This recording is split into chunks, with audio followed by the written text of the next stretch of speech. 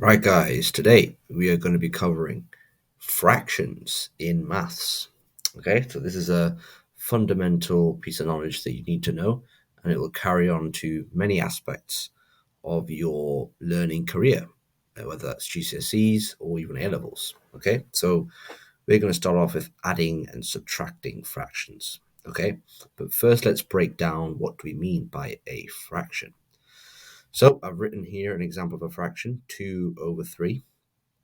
And so what a fraction is if you imagine a pie, okay? So a pie represents whole or one, okay, as I've drawn here on the left. Now let's say we split the pie into the number on the bottom of the fraction, which is called the denominator, okay? Denominator. So we want to split the pie up into 3 pieces, okay? So we have 1, 2, 3 pieces, okay? And now the numerator, which is the number on the top, tells us how many of those slices do we want. And so in this case, we want 2. So here you can see I've shaded 2 out of the 3 slices. Okay, so we can therefore say that 2/3 of the pie has been shaded.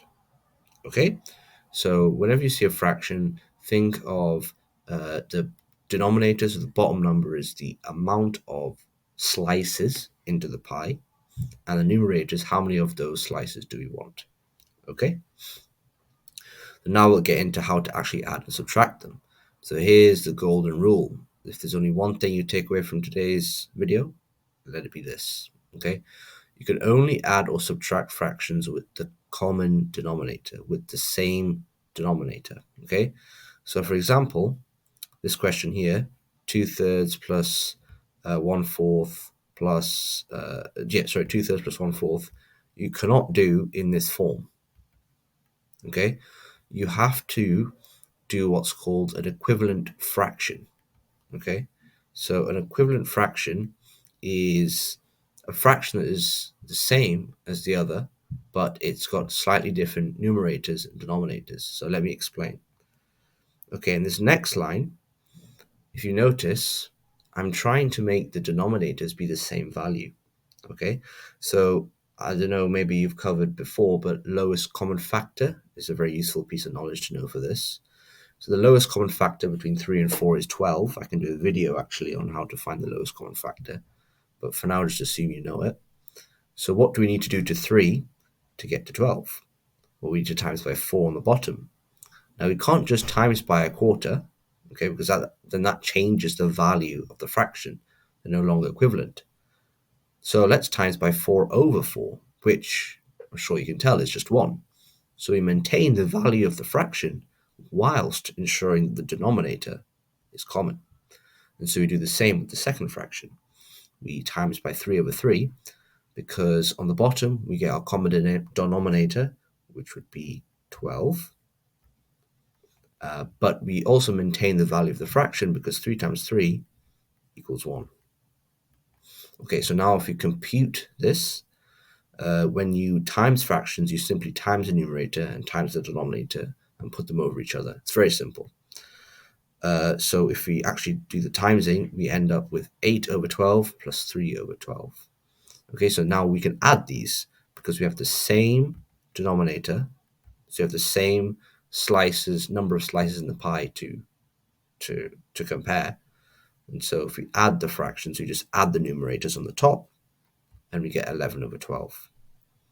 Okay, so now let's do subtraction. So it's a similar thing. So in this form, we cannot subtract because we have 2 different denominators. So let's make them common denominators. So again, we times by 1, but in a form such that the denominator is the lowest common factor between 5 and 6. So in this case, the lowest common factor between 5 and 6 is 30. So LCF equals 30.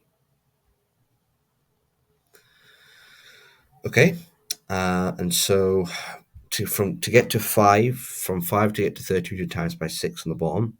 So let's times by 6 on the top as well to keep the same value of the fraction. So this would be an equivalent fraction. And so let's do the same with 1/6. Let's times the denominator by 5 to get 30 and also times by the numerator 5 to keep the value of the fraction the same. So now we have two equivalent fractions. 18 over 30 minus 5 over 30. 18 over 30 is exactly equal to 3 over 5. And 5 over 30 is exactly equal to 1 over 6. Now we can subtract because we have the same denominator. And so we just subtract the numerators and we get 18 minus 5, which is 13 over 30. Okay, so that was a quick little crash course into how to add and subtract fractions. Hopefully you found it useful. I'm just going to leave you with this bubble, which is you can only add or subtract fractions with the same or common denominator. Okay, thanks for listening, and I'll see you next time. Bye-bye.